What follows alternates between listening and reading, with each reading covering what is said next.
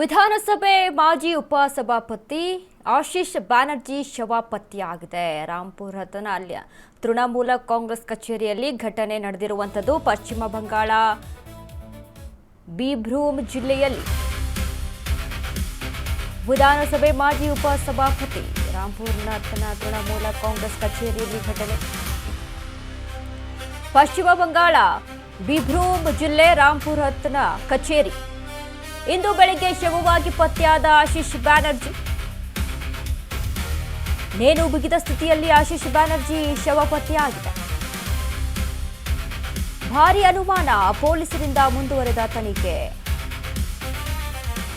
ಮರಣೋತ್ತರ ಪರೀಕ್ಷೆಗೆ ಕಳುಹಿಸಲಾಗಿದೆ ಎಂದಂತ ಪೊಲೀಸರು.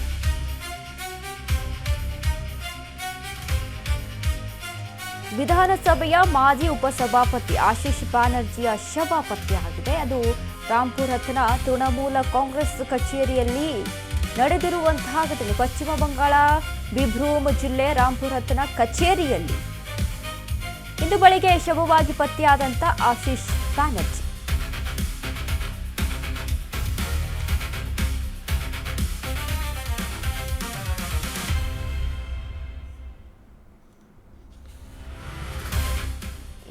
ಸಾಕಷ್ಟು ಅನುಮಾನಗಳನ್ನ ಹುಟ್ಟಿ ಆಗ್ತಾ ಇದೆ, ಸಾಕಷ್ಟು ಪ್ರಶ್ನೆಗಳನ್ನ ಹುಟ್ಟಿ ಆಗ್ತಾ ಇದೆ. ಯಾಕಂದರೆ ಆತ್ಮಹತ್ಯೆ ಅನ್ನೋವಂಥ ಕೇಸು ಅಂತ ಅಂದರೆ ತುಂಬ ಸೆನ್ಸಿಟಿವ್. ಯಾಕೆ, ಯಾವ ಕಾರಣಕ್ಕೆ, ಏನಾಗಿತ್ತು, ಏನಿಲ್ಲ, ಅದರಲ್ಲೂ ಕಚೇರಿಯಲ್ಲಿ ರಾಂಪುರತನ ಬೀರ್ಭೂಮ್ ಕಚೇರಿಯಲ್ಲಿ ಜಿಲ್ಲೆಯ ಒಂದು ತೃಣಮೂಲ ಕಾಂಗ್ರೆಸ್ ಕಚೇರಿಯಲ್ಲಿ ನಡೆದಿರುವಂಥ ಘಟನೆ ಅಂತ ಅಂದಾಗ ಸಾಕಷ್ಟು ಅನುಮಾನ. ಎಲ್ಲವೂ ಕೂಡ ಪೊಲೀಸ್ ಇನ್ವೆಸ್ಟಿಗೇಷನ್ ಕೂಡ ನಡೆಸಲಾಗ್ತಾ ಇದೆ. ಏನಾಯಿತು, ಏನಿಲ್ಲ, ಯಾವ ಕಾರಣಕ್ಕೆ ಅಂತ ಸತ್ಯಾಂಶ ಹೊರಬೀಳಬೇಕು ಅಂತ ಅಂದರೆ ಇನ್ವೆಸ್ಟಿಗೇಷನ್ ನಡಿಬೇಕು. ಅಷ್ಟಕ್ಕೂ ಆಗಿರುವಂಥದ್ದಾದರೂ ಏನು? ಈಗ ಒಬ್ಬ ರಾಜಕೀಯ ನಾಯಕ ಆಗಿ ಅವರು ಗುರುತಿಸಿಕೊಂಡಂಥ ರೀತಿ,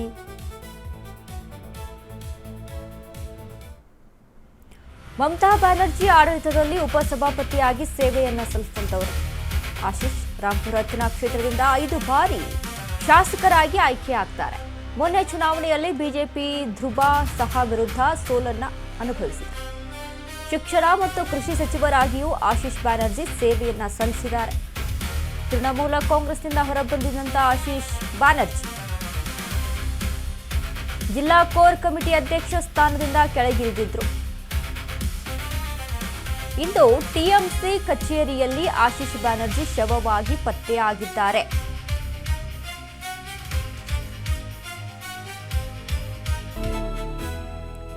ಆಶೀಶ್ ಡೆತ್ ನೋಟ್ನಲ್ಲಿ ಏನಿದೆ, ದೀದಿಯಾಪ್ತ ಆಶೀಶ್ ಬ್ಯಾನರ್ಜಿ ಡೆತ್ ನೋಟ್ ಪತ್ತೆ ಆಗಿದೆ.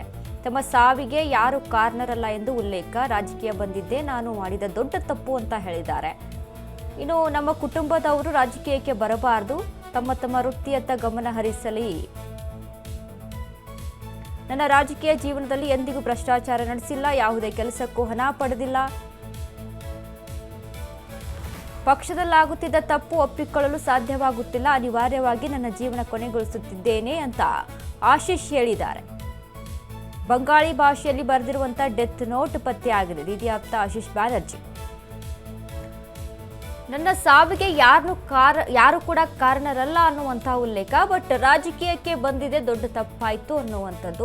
ಸೊ ಈ ಸ್ಟೇಟ್ಮೆಂಟ್ಗಳು ಕೂಡ ಹಲವಾರು ಗೊಂದಲ ಮತ್ತು ಪ್ರಶ್ನೆಗೆ ಎಡೆ ಮಾಡಿ ಕೊಡ್ತಾ ಇದೆ. ಯಾರು ಕೂಡ ರಾಜಕೀಯಕ್ಕೆ ಬರಬಾರ್ದು, ನನ್ನ ಕುಟುಂಬದವರು, ನಾನು ಯಾವುದೇ ಕೆಲಸಕ್ಕೆ ಹಣ ಪಡೆದಿಲ್ಲ, ಬಟ್ ಪಕ್ಷದಲ್ಲಿ ಆಗುವಂಥ ತಪ್ಪುಗಳನ್ನು ಒಪ್ಕೊಳ್ಳೋದಕ್ಕೆ ನನಗೆ ಸಾಧ್ಯವಾಗ್ತಿಲ್ಲ. ಸೊ ಹಾಗಾಗಿ ನಾನು ಈ ಡಿಸಿಷನ್ನ ತೆಗೆದುಕೊಂಡಿದ್ದೇನೆ ಅನ್ನುವಂಥ ಈ ಒಂದು ಸ್ಟೇಟ್ಮೆಂಟ್.